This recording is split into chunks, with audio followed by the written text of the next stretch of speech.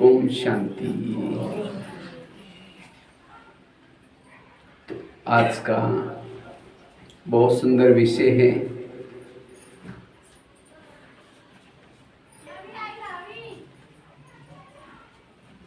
सकारात्मक जीवन शैली। क्योंकि आजकल तो हर एक के जीवन में कोई ना कोई मानसिक तनाव है, और जिसको मानसिक तनाव है वो सुखी नहीं रह सकता। उसका ईगो कम कर दो। जिसको मानसिक तनाव है वो सुखी नहीं है। जिसको मानसिक तनाव है उसके घर में पानी के मटके भी सूख जाते हैं। जिनको मानसिक तनाव है चेहरे में खुशी नहीं होगी, घर में खिटपिट चलती रहेगी। बस ठीक है, हाँ ठीक है। तो इसलिए वर्तमान समय हमें इस मानसिक तनाव से स्वयं को दूर रहने की जरूरत है। और जिसको ये मानसिक तनाव है आपस में खिटपिट होगी, रात को चैन की नींद में नहीं आएगी। उसको गुस्सा आएगा, नफरत आएगी, वैर होगा, विरोध होगा। इसलिए वर्तमान समय अपने जीवन शैली को सकारात्मक बना दो, पॉजिटिव रहो। और जितना पॉजिटिव रहेंगे, सकारात्मक रहेंगे, व्यर्थों से मुक्त बनेंगे। और जिसको मानसिक तनाव है उसको अनेक प्रकार की शरीर की बीमारियां होने की संभावना है। आजकल हर एक के अंदर चिंता, डर, भय। ये ज्ञान केवल सत्युग में जाने के लिए नहीं है, लेकिन ये ज्ञान है वर्तमान समय में भी अपने आप को सुखी बनाने का साधन।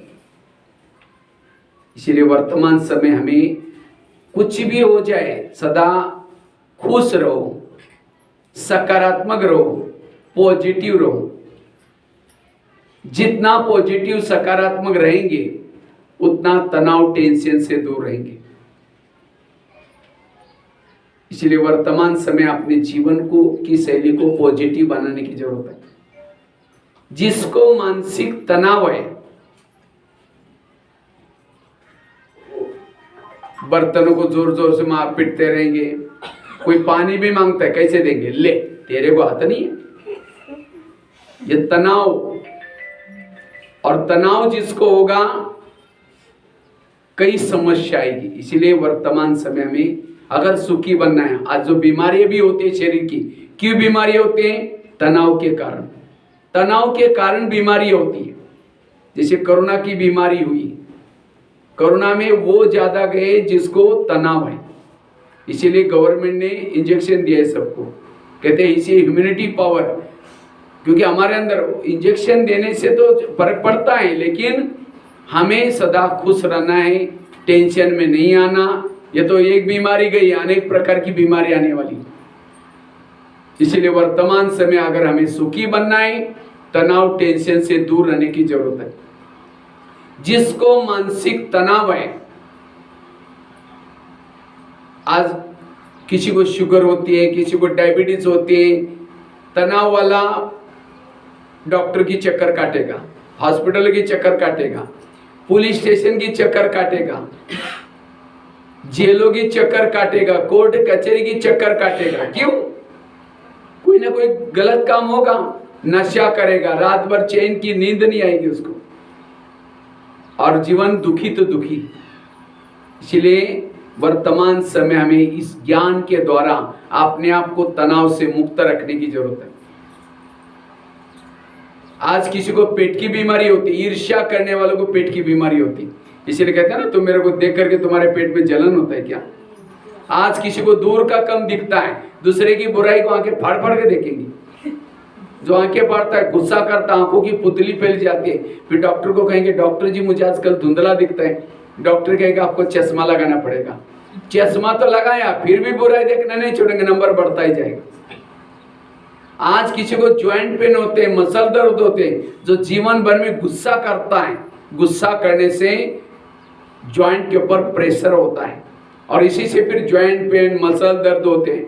आज किसी को डायबिटीज होते हैं, शुगर कोई चीनी खाने से मीठा खाने से नहीं होती। शुगर का कारण है मानसिक तनाव। मैं इसकी सास हूं, मैं इसका पति हूं, मैं इसकी माँ हूं, इसको मैंने पढ़ाया लिखाया, छोटे से बड़ा किया, जब इसकी शादी हुई अपने पत्नी का मानता है, मुझे नहीं पूछता। ये सब तनाव के कारण आज शुगर पेशेंट बन जाएंगे। शुगर जब डायबिटीज होगी तो क्या करते हैं, मीठा खाना बंद करते हैं। तनाव में आने बंद नहीं करेंगे, शुगर खाना बंद करेंगे। तनाव के कारण सारी बीमारी होती। आज किसी को स्पॉन्डिलाइट होता है, गले का प्रॉब्लम, रास्ते में जा रहे सब्जी लाने के लिए, देखेंगे वो क्या करती है, वो क्या करता है, इधर उधर देखेंगे। जो इधर उधर देखता है उसको स्पॉन्डिलाइट होता है। फिर डॉक्टर को कहेंगे, डॉक्टर जी मेरे गले में कुछ अकड़न हो रही, तो डॉक्टर एक बड़ा सा पट्टा लगाता है। जब पट्टा लगेगा 6 महीना ना इधर देखेंगे ना इधर देखेंगे, सीधा देखते चलना पड़ेगा। आज किसी को ब्रेन ट्यूमर, ब्रेन हेमरेज होता है, ये सबसे ज्यादा बीमारी हो रही है। हमारे ब्रेन में बालों से भी महीन नसें होती है, वो क्या काम करती है, खून सप्लाई होता है। लेकिन जब हम तनाव टेंशन में आते हैं, उन खून तेजी से बहता है, नसें फट जाती है और उसका कोई इलाज नहीं है। और आजकल तो डॉक्टर कोई ईमानदार नहीं है। देखा ना कोरोना काल में क्या हुआ, खांसी आई, पकड़ के लेके गए और क्या किया, उसकी किडनी चोरी कर दी, क्या क्या कर दिया, और उसको मार करके, जिंदा ही मार करके बोरी में भर करके कहा कि कोरोना पेशेंट है, उसको हाथ नहीं लगाना, तुमको भी हो जाएगा करके रपा दपा कर दिया। आज जिसको भगवान के दूसरा टाइटल दिया है, डॉक्टर मतलब भगवान का रूप है, लेकिन वही रूप। इसीलिए आप बीमारियों से बचे रहना। और बीमारी क्यों होते हैं, तनाव के कारण। तो मुझे तनाव है, उसकी निशानी क्या है, अगर कोई सामने से आता है, उसको देखते ही रास्ता काट देते, उसको देखना पसंद नहीं करते, उसके लिए आपका तनाव है। कोई आपके पति की महिमा करता है, तुम्हारा पति तो बड़ा अच्छा है, अरे वो क्या है मुझे पता है, वो तो राक्षस है, राक्षस। पति की महिमा नहीं सुन रहे, इसका मतलब उसके लिए तनाव है। अगर कोई सास की महिमा करता है, अरे तुम्हारी सास तो बड़ी देवी है, अरे वो क्या है बुढ़िया, मैं जानती हूँ वो ऐसी है। अगर सास की महिमा नहीं सुन रहे, पति की महिमा नहीं सुन रहे, ये क्या है, तनाव है। किसी को सहयोग नहीं दे रहे, कहते उसको सहयोग मैं कभी नहीं दूंगी, उसने मेरे साथ क्या क्या किया, ये तनाव वाला बोलता है। तनाव वाला पर चिंतन करता है, प्रदर्शन करता है, फलानी ऐसी है, ये ऐसी है, ईर्ष्या करेगा, घृणा करेगा, नफरत करेगा। और जो ईर्ष्या, घृणा, नफरत तनाव में आता है, उसके दिल में परमात्मा कैसा बैठेगा। इसीलिए वर्तमान समय आवश्यक है तनाव से मुक्त बनने की। तो हम तनाव से मुक्त कैसे बने? तनाव को इंग्लिश में कहते हैं टेंशन।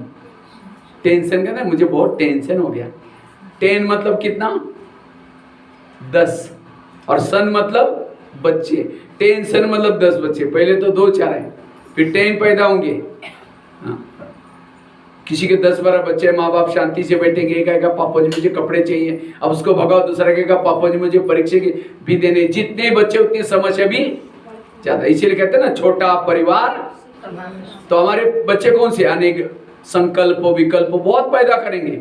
अब चाहिए क्या, पेट को 2 ही रोटी चाहिए। क्या चाहिए, 2 ही रोटी। और ये तन ढकने के लिए कपड़ा चाहिए, और रात को ही ठंडी गर्मी से बचने के लिए थोड़ा सा मकान चाहिए। रोटी, कपड़ा और मकान। लेकिन नहीं, हमारा पड़ोसी ने तो 2 मंजिल बनाया, उसके लिए हमें भी 2 मंजिल बनाना है, इसलिए कमाते रहेंगे।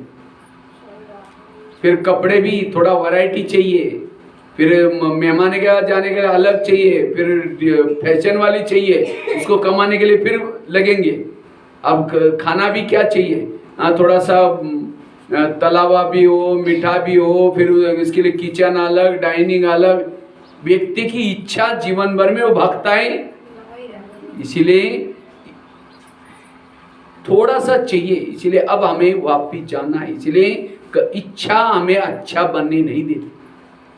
इसीलिए तनाव टेंशन से दूर हो। तो तनाव टेंशन से दूर रहने के लिए एक 4-5 बातें मैं आपको बताता हूँ। सबसे पहली बात है, तनाव उसको आता है जो दूसरे की परचिंतन की बातें सुनता है। और माताएं तो परचिंतन थोड़ा ज्यादा करती है ना। माताओं के अंदर सहन शक्ति ज्यादा है कम है? हाँ, ज्यादा है। माताएं सहन बहुत करते हैं। पति ने कुछ बोला, सास ने कुछ बोला, थप्पड़ थोड़ी मारेगी, चुप तो बैठेगी। लेकिन जैसा पति घर से कहीं बाहर चला गया, पड़ोसने के बाद जाकर के बैठेगी, पानी भरने के बहाने जाएगी या माचिस लेने बहाने जाएंगी। कहीं की खाना खाया, अरे क्या खाओ, मेरा पति ऐसा है, वो कहीं कि मेरा कोई कम है क्या? वो अपने पति की सुना रहे या अपने पति की सास की सुना रहे, बहू की सुना रहे। 1 घंटा कहाँ गया पता ही नहीं चला। वो उठ के भी जा रहे, कहेंगे बैठो ना, चाय पानी पी के चलो, बताओ ना और क्या हुआ। ऐसी बातें, परचिंतन की बातों से और ही तनाव पैदा होगा। वो कहे कि मैं भी मेरे पति को धमकाती हूँ, अगर कभी कुछ बोलता है तुम भी कम नहीं करना। आजकल कायदा नहीं है किसी को ये करने का। बस वो सुन के आई, फिर शाम को पति पानी मांगता है, कैसे देंगे, ले तेरे को आता नहीं, धमकाना शुरू कर दिया। फिर खाना बनाते उसी गुस्से में बनाएंगी, ये मुझे करना पड़ता है, ये करना पड़ता है, गुस्से से। जैसा खाओगे अन्न वैसा बनता है मन, जैसा पियोगे पानी वैसी बनती वाणी। आज अमृत जो होता है, मंदिर का अमृत जब देने वाला भी बड़ा गुस्से से नहीं देता, ले अमृत करके। कैसा देता है? बड़ा प्यार से। लेने वाला भी ऐसा हाथ करके बड़ा प्यार से लेगा, पिएगा, फिर ऐसा करेगा। और घर का पानी, वो भी पानी तो है, लेकिन उसको देते समय गुस्से से दिया। तो हमारे शरीर में 70% पानी है। जो गुस्से का पानी पीता है, अंदर जाएगा, कई बीमारियां होगी। इसलिए पानी बड़े प्यार से परमात्मा की याद में पियो, खाना परमात्मा की याद में बनाओ। इसलिए पर चिंतन कभी नहीं करना है। कई कहते हैं हम सुनते नहीं, लेकिन कोई आकर के सुनाता है तो क्या करें, क्यों सुनाता है? हम कहते हैं अच्छा और क्या हो, सिर हिलाएंगे। जब सिर हिलाएंगे तो सुनाने वालों को इंटरेस्ट आएगा। तो कोई भी किसी की विरत बातें सुनाता है, सिर हिलाओ नहीं, पकड़ के रखो, हाँ भी नहीं करो ना भी नहीं करो, सुनाने वाला चुप हो जाएगा। इसलिए पर चिंतन से बचना है। यहां क्यों आते हम? थोड़ा सुख मिल जाए, शांति मिल जाए। एक शिष्य था, भगवान के पास गया, भगवान को कहता है भगवान मुझे जीवन में आगे बढ़ना है, मैं उन्नति करना चाहता हूँ। भगवान ने कहा ठीक है, मैं उसके लिए तुम्हें क्या करता हूँ, 2 थैले देता हूँ।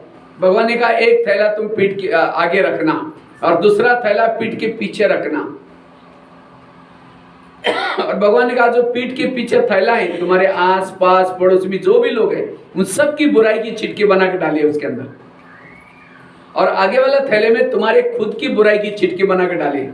और भगवान ने कहा जो दूसरे की बुराई को चिटकी है, उसको बांध करके पीछे रखना, देखना नहीं, दिखाना नहीं, किसी को बताना नहीं। बस इतना करो, तुम्हें सुख शांति मिलेगा। और तुम्हारे जो दोष है, तुम जिद्दी है, किसी के नहीं मानते, उस बुराई को परिवर्तन करना, बस इतना करो। दूसरे के दोष को देखना नहीं और अपनी बुराई को परिवर्तन करना, तुम्हें सुख मिलेगा, शांति मिलेगी, सब मिलेगी। जाओ। वो थैले लेके चला गया और जाकर के रास्ते में क्या करता है, पीछे का थैला आगे किया और आगे का थैला। भगवान ने क्या बोला था? दूसरे की बुराई को पीछे रखना और अपने बुराई को। उसने थैले उल्टी के, उसके वरदान उल्टे हो गए। फिर भगवान के पास आता है, कहता है भगवान मुझे सुख मिला ही नहीं, शांति मिला ही नहीं। भगवान ने कहा अच्छा, तुमको जो मैंने थैले थे उसको क्या किया? कहता हाँ भगवान मेरे से भूल होगी, कभी आगे पीछे किया। भगवान ने कहा यही तुम्हारे दुख का कारण है। आज हम यहाँ भी आते हैं, किसी लिए आते हैं? थोड़ा सुख मिल जाए, शांति मिल जाए। तो बाबा भी हमें वरदान देता है, साथ में 2 थैले देता है। दूसरे की बुराई को कहाँ रखो? पीछे। और अपने बुराई को हम बाहर जाकर के क्या करते? फलानी ऐसी है, ये ऐसी है, माना दूसरे का थैला आगे किया और अपने बुराई को। यही दुखों का कारण है। इसीलिए आज से हमें, किसी को उल्टी आते हैं, वो कहाँ जाता है? और उल्टी क्यों आती है? जो कई गलत चीजें सड़ी हुई गली हुई खा ली, उल्टी होगी। और उल्टी होने के बाद क्या करता है? वॉश बेसिन में जाकर उल्टी करता है। तो परचिंतन भी एक उल्टी है। जो चटपटी चीजें देखी, सुनी, डाइजेस्ट नहीं हुई, उल्टी करेंगे। कहाँ करेंगे? परचिंतन कहाँ सुनाते? कान में। कान कोई वॉश बेसिन तो नहीं है ना? वैसा कान का आकार कैसा है? हाँ, सुंदर सा वॉश बेसिन है, बीच में एक नली भी है। जैसे कान में कोई उल्टी करने के लिए आता है, उसको नाक बंद करके उसको भगाते हैं। और लेकिन यहाँ कोई उल्टी करता, कहते और क्या हुआ? कोई उल्टी करा, उसके कान में वॉश बेसिन भी बड़ा खुश होकर के था। इसीलिए कोई भी व्यर्थ बातें सुनाता है, जिस कान में भगवान के महावाक्य, ईश्वरी के महावाक्य सुने, उस कान में व्यर्थ बातें नहीं सुनो। कई तो क्या करते हैं, यहाँ आने वालों की भी बुराई देखते हैं, या बहनों की बुराई देखेंगे, कोई भाई बहनों की बुराई देखेंगे, फलानी ऐसी है, ये ऐसी है। सरस्वती किसके ऊपर बैठी है? सरस्वती कहाँ बैठी है? हंस के ऊपर बैठती थी हंस के ऊपर। हंस अर्थात अंदर बाहर सोच। अगर कोई छोटी बच्ची को जाकर हंस के ऊपर बिठाओ तो क्या हो जाएगा? डूब जाएगी। और सरस्वती माँ का वजन तो कितना हो, ज्यादा ही होगा ना। अगर वो बैठेगी तो हंस तो डूब जाएगा। तो ये चित्र करता है, ज्ञान उसके बुद्धि में बैठता है जो हंस है। हंस अर्थात अंदर बाहर सोच।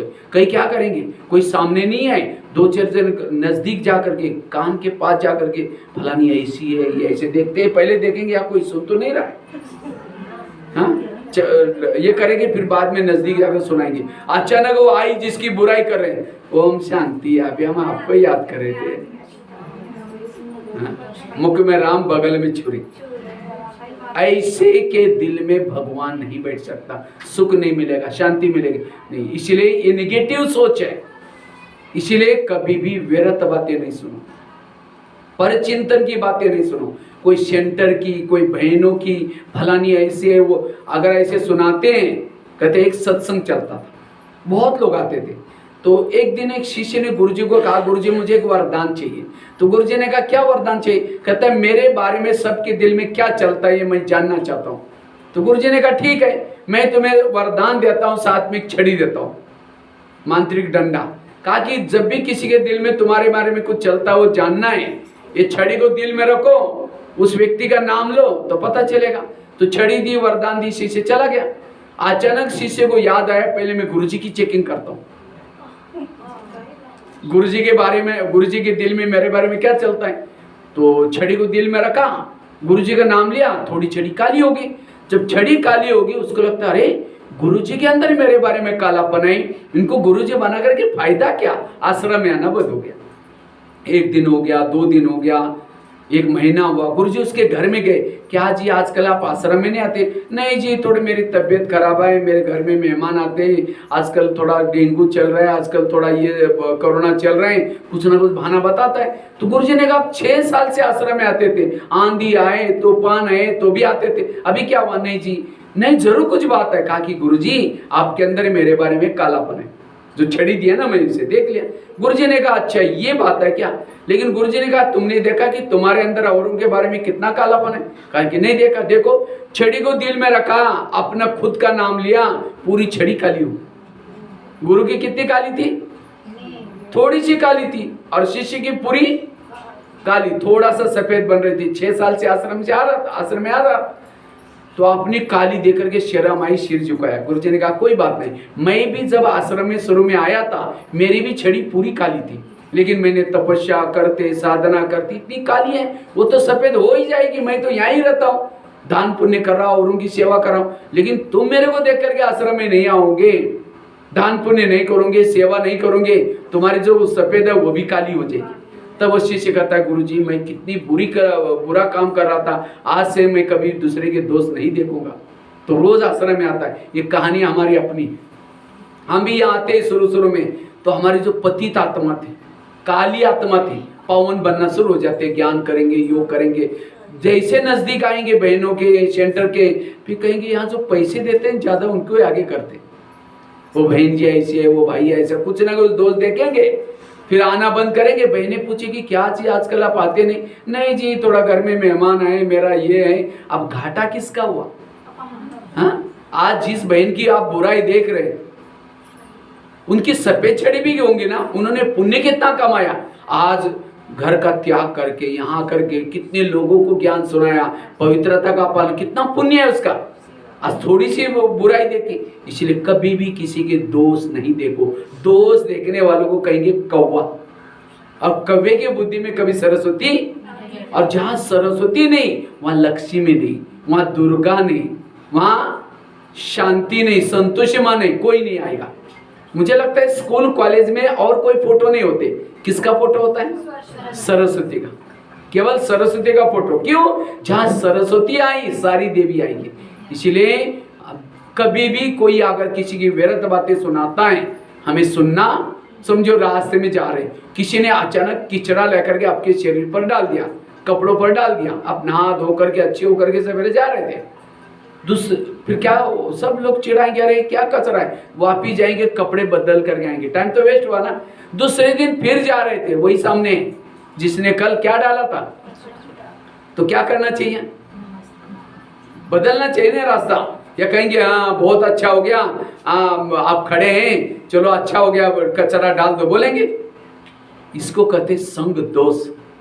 इसीलिए अब किसी की बुराई करने वालों के साथ संगत नहीं करना है, इसलिए संगत से बचना। दूसरी बात है, अगर मुझे इस ज्ञान मार्ग में चल करके पॉजिटिव बनना है, सकारात्मक बनना है, श्रीमत प्रमाण चलना है। कैसे चलना है?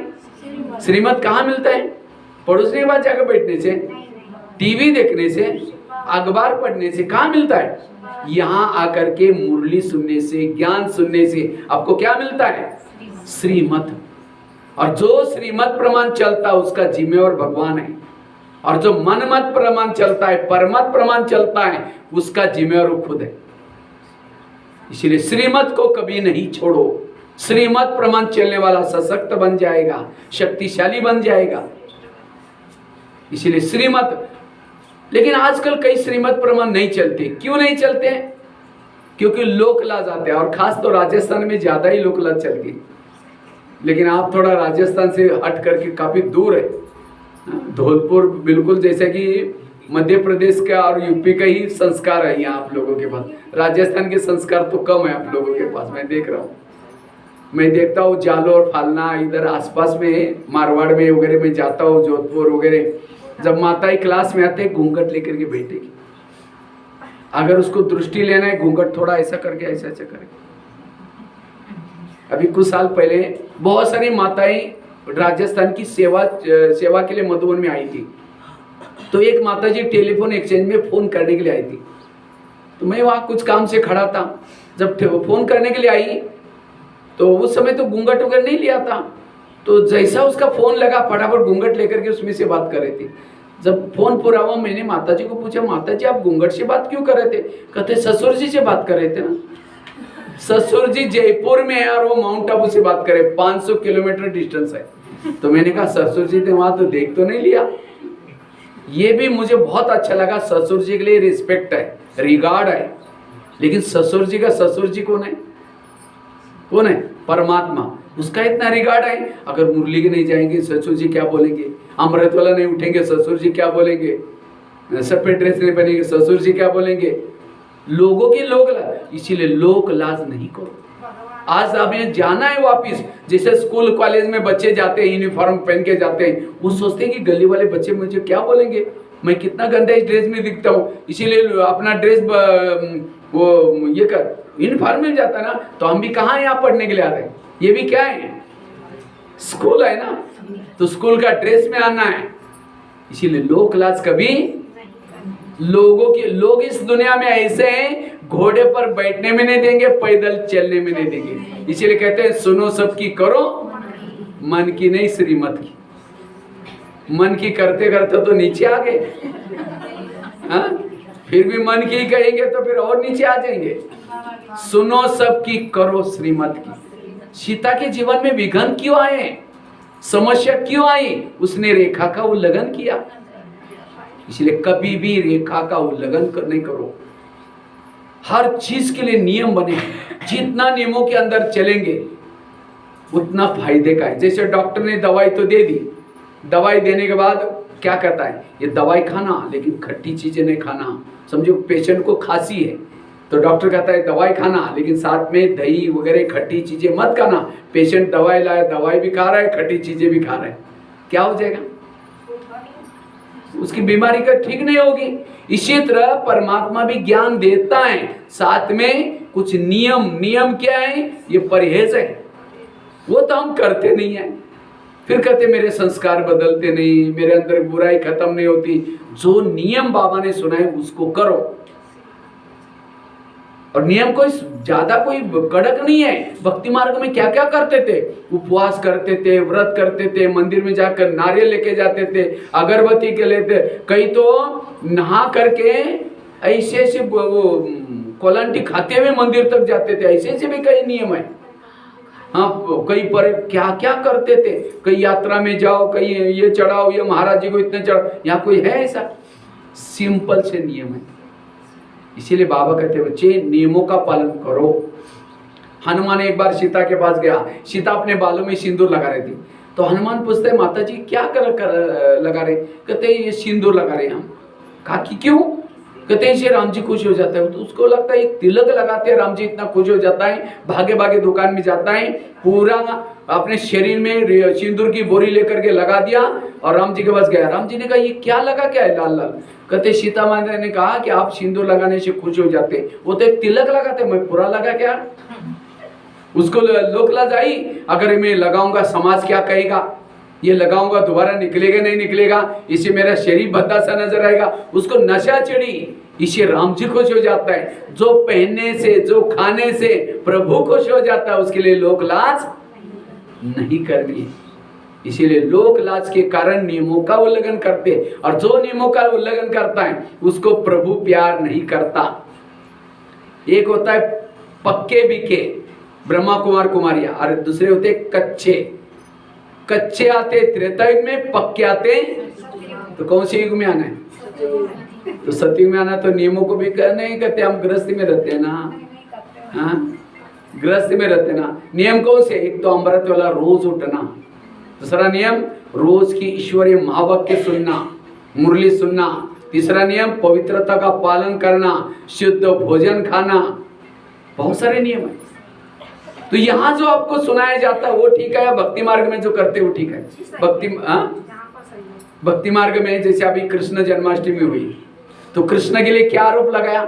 जब वो गोपिका नहाने के लिए जाते थे उनके वस्त्र चुराता था।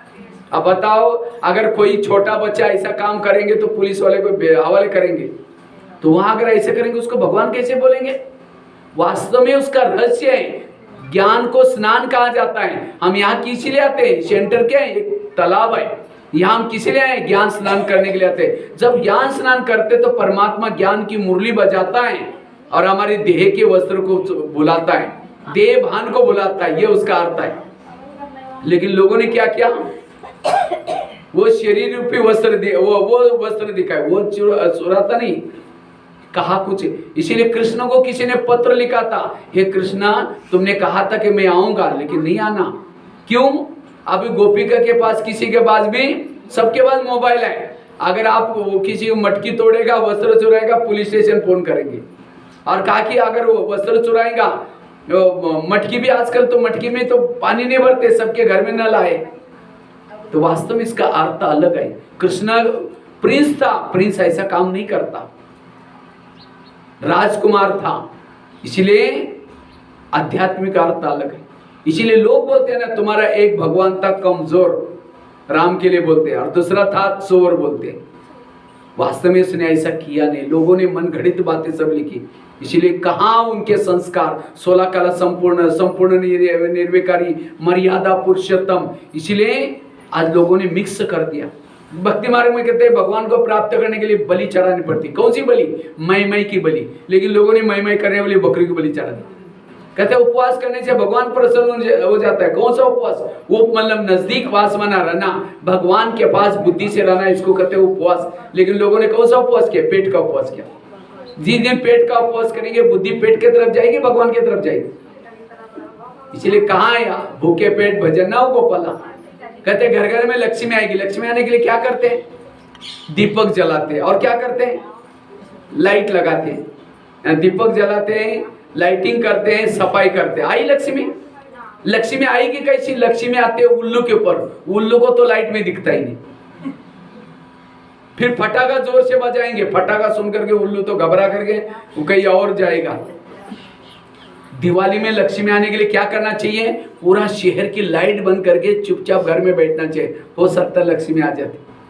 लेकिन उसी दिन गवर्नमेंट लाइट भी नहीं काटता, कहते त्योहार है ना, अन्य समय तो लाइट काट देगा, लेकिन दिवाली के समय कितनी वंडरफुल। कौन सा दीपक? आत्मा का दीपक जलाओ।